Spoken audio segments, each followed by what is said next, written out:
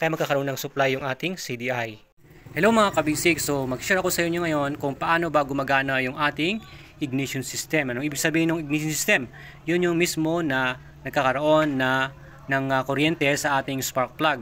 Okay, paano nangyayari yun? So magsimula tayo muna sa ating stator.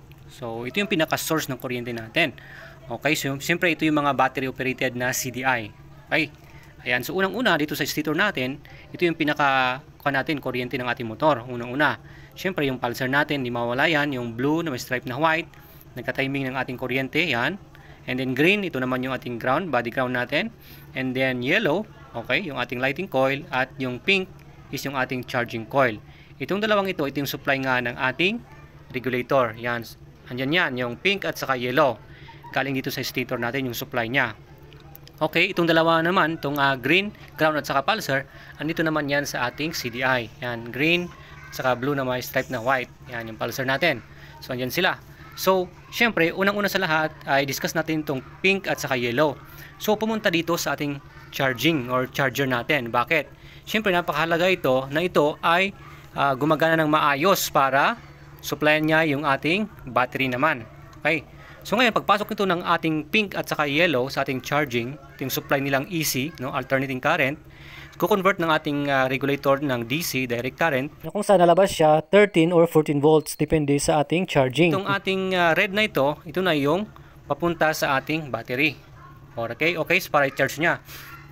And then, ito naman yung separated na papunta naman sa ating switch ng headlight. Okay, yan. Ito naman green yung ating ground nga, okay?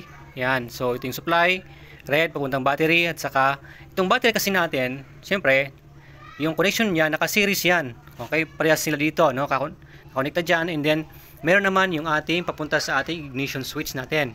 Yung red, okay? May red dyan na supply ng ating ignition switch.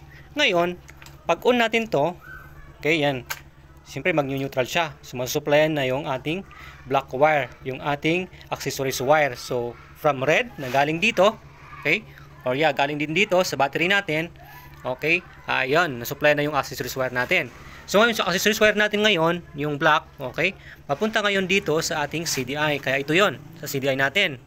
Yan yung magsusupply 12 volts na magsusupply ng ating CDI. Yan yung supply niya. So pag i-measure natin to ng multimeter tester natin, may 12 volts yan. Direct yan na galing sa battery natin. Okay? Pag on natin ng ating ignition switch. Siyempre, pag naka-off na yan, wala nang supply ito. Okay, itong CDI natin. Pag on lang natin, saka lang yung red natin, magkoconnect siya sa ating accessories wire, kaya magkakaroon ng supply yung ating CDI. Okay, so itong black na ito. So ito na yung supply natin. Okay? So dito naman sa right side natin, ito na yung ating papunta ng ignition coil natin. Yan, dito. Okay? Alright, so ito na sinabi ko kanina, yung pulsar natin at saka yung ground natin. Yan. So, napakalaga to na gumagana para ma-timing niya yung kuryente natin na maayos. So, itong ating CDI, yung kanyang papunta ng ating ignition coil, ito, yan. So, ngayon naman yan, ito naman ang ignition coil natin, maglalabas ng mas malakas na kuryente. Ayan, ito yung ground niya. Okay, yan. Naka-body ground yan. So, ito, ngayon ay maglalabas na ngayon ng kuryenteng malakas. Ito yung high tension wire natin. Yan. Na kung saan pumunta sa ating cup natin, spark plug cup. Napakalaga din to. Okay, and then sa ating, ayun, spark plug na. Yun na yung mag-spark doon sa loob ng ating chamber. So, ganun siya gumana. Alright? From the stator, kanina, na-discuss natin, na papunta pala yung ating charging dito, na supply ng ating charger. At maglalabas siya ng 13 or 14 volts. Para i-charge ang battery natin.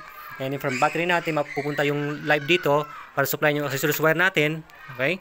Para magkaroon ng supply itong CDI natin. And then, sakto mag-work naman itong ating CDI para ibato naman niya yung kuryente dito sa ating ignition coil hanggang doon sa spark plug natin. Alright, so I hope na meron tayong something natutunan sa ating sharing sa battery drive na CDI. Okay, iba naman sa stator drive. Alright, thanks for watching. Please like, share, and follow our Facebook page. And syempre, meron tayong YouTube channel, Motorcycle Basic Mechanic din. Alright.